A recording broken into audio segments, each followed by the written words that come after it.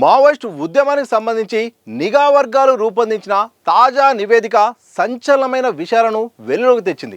రాష్ట్రం నుండి అజ్ఞాతంలో ఉన్న మావోయిస్ట్ కేడర్లో మొత్తం 55 మంది ఉన్నారని పోలీసు ఉన్నతాధికారులు మావోయిస్టుల లొంగుబాటు సమయంలో పలుమార్లు మీడియాకు నివేదికలు అందజేశారు.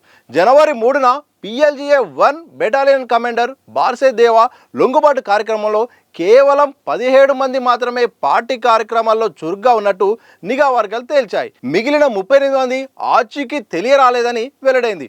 ఉద్యమంలో చేరాక వివిధ కారణాలతో అజ్ఞాతంలోకి వెళ్లిన 38 మంది మావోయిస్టులు ఇప్పుడు ఎక్కడున్నారనే అంశంపై క్లారిటీ లేకపోవడం భద్రతా వర్గాలను సైతం ఆశ్చర్యానికి గురిచేస్తుంది. ఒక్క తెలంగాణ నుండే ఇంత పెద్ద సంఖ్యలో మావోయిస్టుల క్యాడర్ జాడ తెలియకపోవడం అరుదైన పరిణామం అని నిఘా వర్గాలు పేర్కొంటున్నాయి. ఇక మావోయిస్టు సభ్యులు ఎవరైనా ఎదురుకార్పుల్లో మరణించినా, అనారోగ్యంతో చనిపోయినా పార్టీ తరపున కుటుంబాలకు సమాచారం అందించడం ఆనవాయితీగా వస్తుంది. అడవుల్లోనే అంత్యక్రియలు నిర్వహించి వీడియోలు తీసి కుటుంబాలకు పంపిన సందర్భాలు గతంలో చాలానే ఉన్నాయి. కానీ ప్రస్తుతం కనిపించకుండా పోయిన ఆ 38 మంది సభ్యుల విషయంలో అలాంటి సమాచారం ఏది ఇప్పటికీ కుటుంబ సభ్యులకు తెలియలేదు. వీరు పార్టీలో కొనసాగుతూ మరణించినట్టు ఎలాంటి ఆధారాలు లేవని నిఘా వర్గాలు స్పష్టం చేస్తున్నాయి.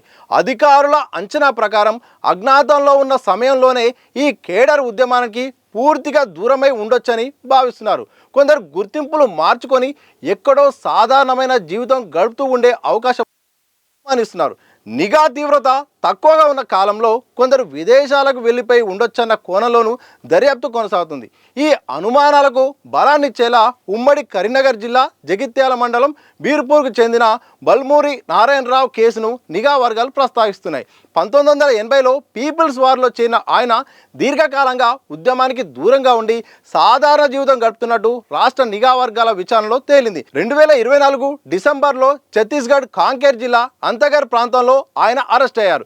ఇదే తరహాలో మిగిలిన ఆ 38 మంది కూడా ఎక్కడో సామాన్య జీవితం కొనసాగిస్తున్నారనే అనుమానాలు వ్యక్తమవుతున్నాయి. మరోవైపు గణపతి, దేవ్జీ, సంగ్రామ్, పసునూరి నరహరి, బడే చొక్కారావు, ముప్పిరి సాంబయ్య, వార్త శేఖర్, జోడే రత్నాబాయి, నక్క సుశీల, చోలేటి చందర్రావు, జాడి పుష్ప, రంగబోయిన భాగ్య, బడిష ఉంగ, మాడ్వి అడుమే, భవానీ, కుంజం ఇడ్మల్, అనిల్ కుమార్లు ఇప్పటికీ కూడా క్రియాశీలకంగా ఉన్నట్టు రాష్ట్ర నిఘా వర్గాలు గుర్తించాయి. ఇక ఒకేసారి 10ల సంఖ్యలో మావోయిస్టుల వివరాలు తెలియలేదని పోలీసు ఉన్నతాధికారులు చెప్పడం ఆశ్చర్యకరమైన అంశంగా నిలుస్తుంది. గడిచిన 2 నెలల కాలంలో 3 సార్లు లొంగుబాటు కార్యక్రమాలు జరిగాయి.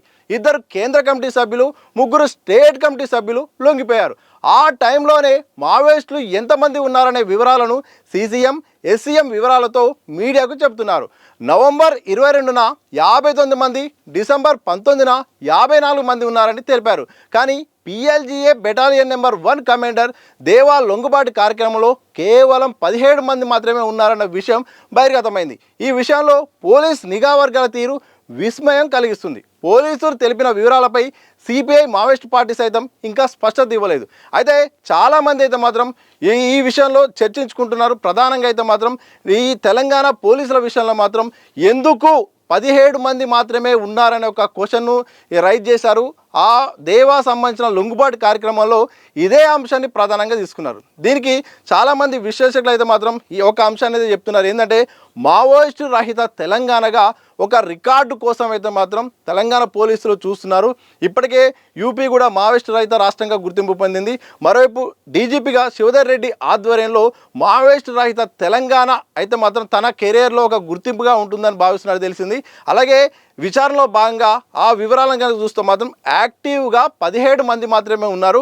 ఎలాగైనా ఈ 17 మంది సంబంధించిన విషయాలను తెలుసుకొని వారిని అరెస్ట్ చేయడమో లేకపోతే సరెండర్ చేసుకోవడమో ఏదో విధంగా అయితే మాత్రం తెలంగాణలో ఇక తెలంగాణ సంబంధించిన కేడర్ మావోయిస్టులు ఎవరూ లేదని ఒక విషయాన్ని అయితే మాత్రం చెప్పడానికి అయితే మాత్రం ఇటు తెలంగాణ పోలీసులు అయితే మాత్రం ఇటు నిఘా వర్గాలు అయితే మాత్రం తీవ్రంగా శ్రమిస్తున్నాయి.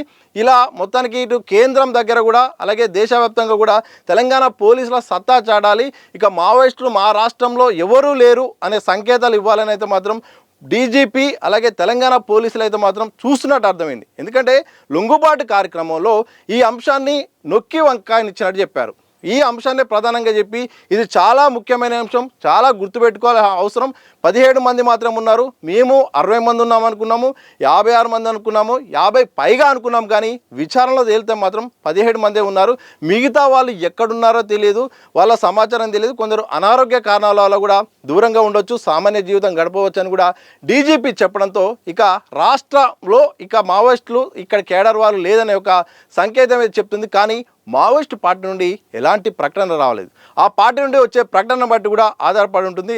మిగతా 38 మంది గురించి కూడా పార్టీ స్పందిస్తే మాత్రం తెలిసే అవకాశం ఉంది. కానీ పార్టీ నుండి ఎలాంటి లేఖ వస్తుందో, మరి ఎలాంటి సమాచారం వస్తుందో తెలియాల్సిన అవసరం ఉంది. ఏదేమైనప్పుడు కూడా ఆ 38 మంది ఎక్కడున్నారనేది ఒకటి మాత్రం ఇటు నిఘా వర్గాల్లో, ఇటు మీడియాల్లో, ఇటు రాజకీయ విశ్లేషకుల్లో, సాధారణ ప్రజల్లో కూడా చర్చ జరుగుతుంది.